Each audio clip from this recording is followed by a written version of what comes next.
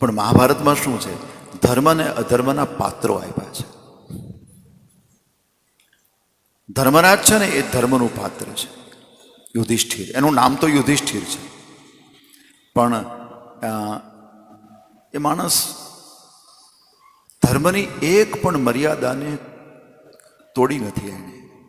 એટલા માટે ઋષિઓએ એનું બીજું નામ શું પાડ્યું હતું? ધર્મરાજ.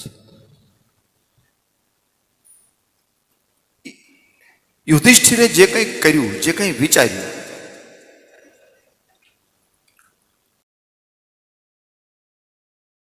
જે કંઈ બોલ્યું, એ બધું જ ધર્મ. એને તમે વાંચી લ્યો, એમાં ધર્મ આવી જાય. અને દુર્યોધન જે કંઈ બોલ્યો, જે કંઈ વિચાર્યું અને જે કંઈ કર્યું, એ બધો અધર્મ.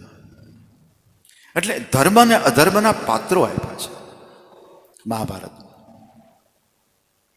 હવે દુર્યોધનનું ઉત્થાપન, એનું મૃત્યુ જરૂરી છે, કારણ કે ધર્મની સ્થાપના પ્રભુને કરવી છે.